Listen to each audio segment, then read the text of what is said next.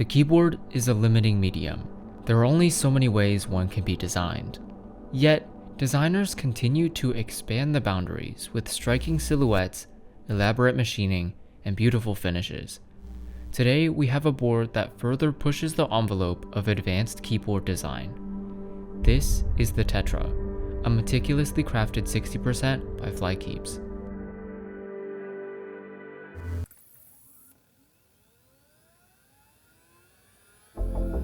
The keyboard content creator Hivemind is all sharing one prototype, so this doesn't reflect the retail packaging.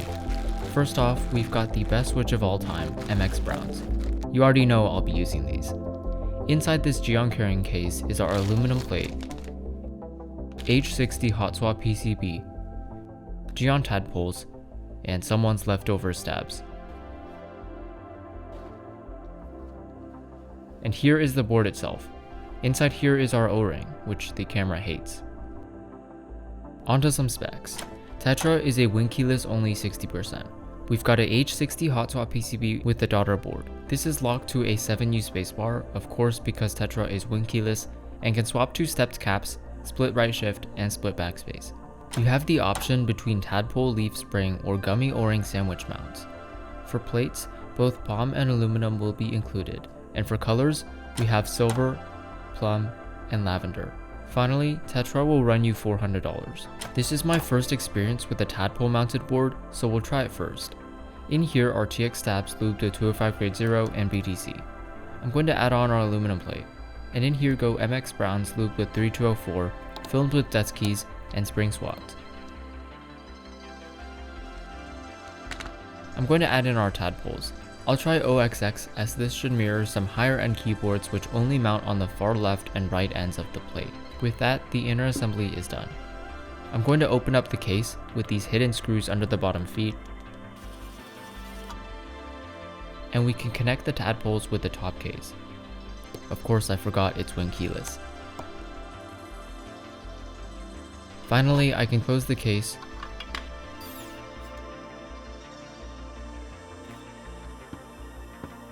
and install 21KB Desko 1905.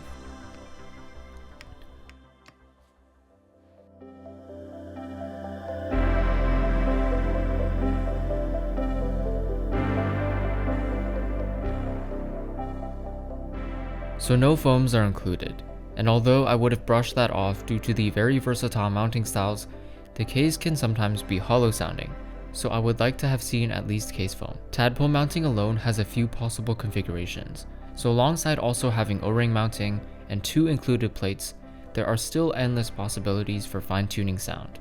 Although this board definitely works better for high-pitched sound profiles, like the last sound test with DDs and GMK. I prefer and am more used to O-ring mounting, and it was harder getting tadpole mounting to sound less dull. But personally, while I would go for O-ring, tadpole could undoubtedly sound great as well with just a little bit more experimentation. Neither of the mounting configs have a very forgiving feel, so if that's your thing, I would recommend using the palm plate. With aluminum and the OXX tadpole config, there's almost no give in the middle and just a little bit on the sides. And because of the stiffness of the included tadpoles, tadpole mounting Tetra in general basically feels top mounted. With neither the aluminum plate nor the PCB having any cuts, O-ring mount has only a little bit more bounce all around. So combined with the generally higher sound profile, this board is definitely geared towards a more classy build. The design is where Tetra comes alive. Flykeeps utilizes the notion of parallel lines and non-parallel lines. These embedded lines show up prominently in the design. From a top-down perspective, they seem to run parallel, but once they are viewed in all dimensions, this is broken. And then there's the overall shape of the board. The sides have very large chamfering, and the board slightly slants inward as it gets closer to the bottom. The bottom case being entirely covered by the top case gives the illusion that the entire case is a singular piece, excluding the weight.